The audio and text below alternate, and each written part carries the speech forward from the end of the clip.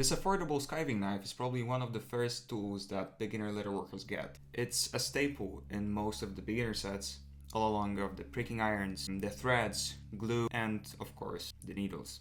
Today I'm trying to make a nice leather sheath for this guy because it comes with a cheap, poorly made paper cover that probably just is for the purpose of not making it chipped or dull during the shipping. The project that we're going to make is probably going to be one of the best projects for the beginners. Why is that? First of all, you're going to have a nice gear for your tools. You have to take care of your tools so they can take care of you. Also, you're going to learn how to cut the leather, how to glue the leather, how to stitch the leather, and even how to set the buttons in your projects so they don't damage the metal stuff. So without further ado, let's get back to work. This is the knife that we're working with. This is the pattern that you can find online by a creator of HAHNS. I'm going to link this down in the description. This is my pattern. This is the closure, the cheap one from the packaging. The problem with this one, it's too small. I have this exact thing right here. I put my time to prepare a nice model, and when I put the knife in, it can be nice and secure. If it's a nice fit, right? There's going to be a button here, but the problem is that I don't feel like this should be exposed, and this pattern is just too small. Problem with my pattern is it has a nice piece of leather for pricking irons, but when I close it and I have this exact model here, it can easily slide out. So I'm going to put those two patterns together and make something that is going to fit just like the glove on this knife.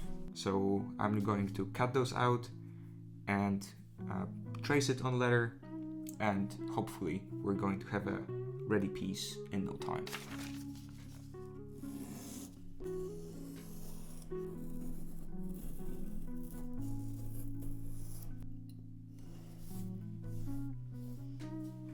Now I'm going to use my X-Acto knife and I'm going to cut up the outline from the leather.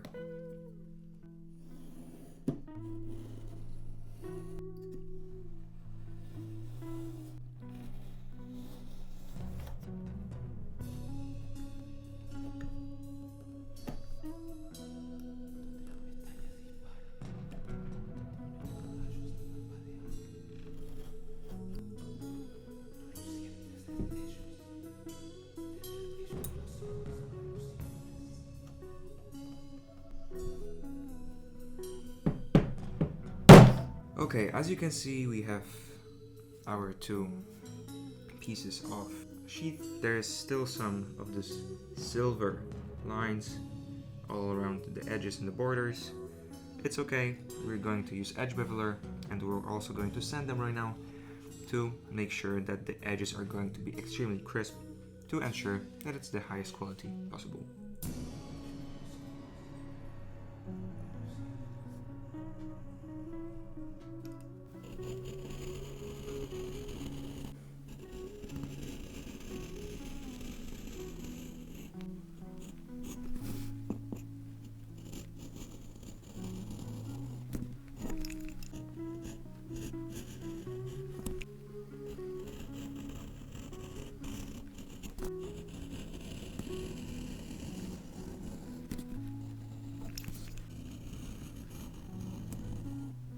So we have our cutouts done.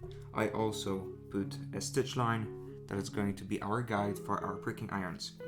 Before we're going to proceed with gluing and pricking, I'm also going to put Toconol on this side and also burnish it to make it a nice and slick. And after that, I'm going to put a set of a nice button.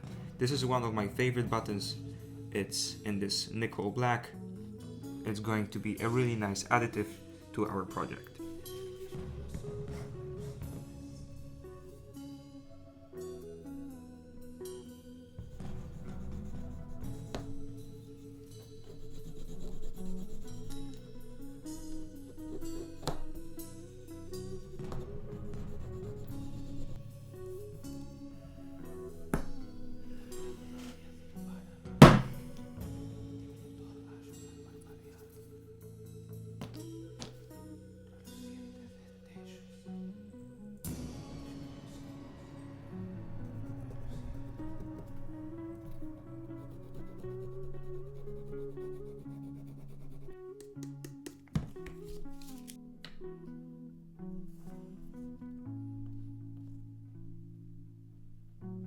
I just glued both of those parts.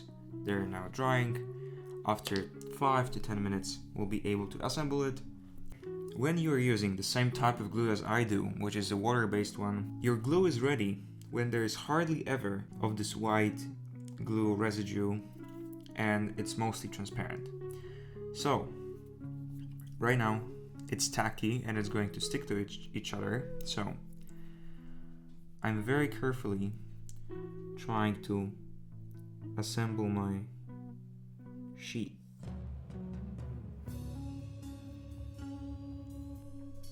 Okay, here we go.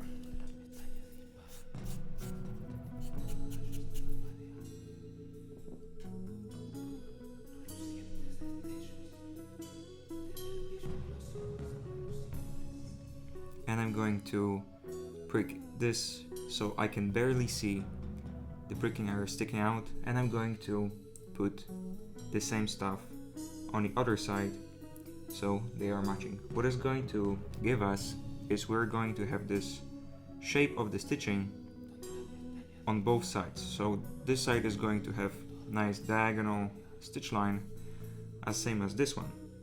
So I'll see you in a second. After punching the holes, I began to saddle stitch our piece. I just used 2 John James No. 2 and 0.8 slam thread in black color because I think it's going to play a nice role with our nickel black buttons.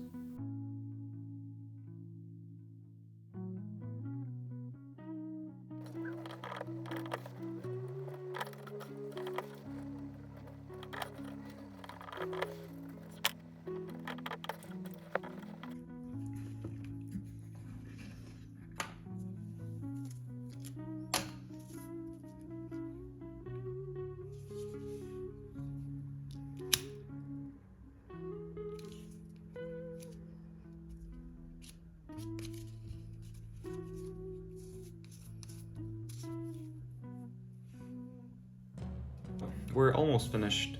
I'm just going to put on taconol on the sides and I'm just going to burnish it. I'm going to make it nice and clean, and this is going to be the finished project.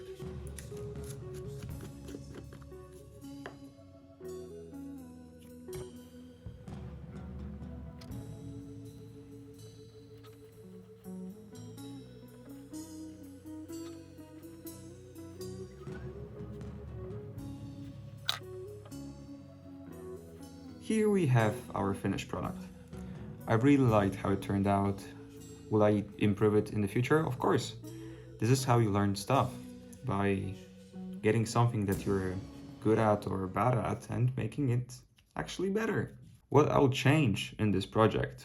First of all, the template that I'm going to be posting is going to be very precise. It's going to be made in a digital program, so everything is going to be down to all the millimeters.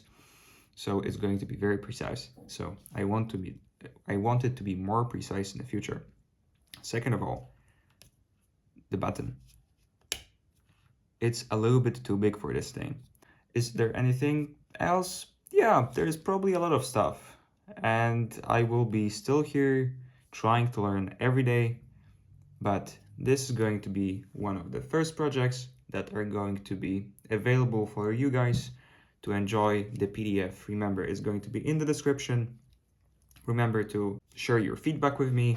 What do you like about my projects? What do you don't like? I hope that you're going to enjoy your evening, enjoy crafting, and remember that we are all crafters in disguise in this very world. Thank you guys for today, and I hope you to see you soon.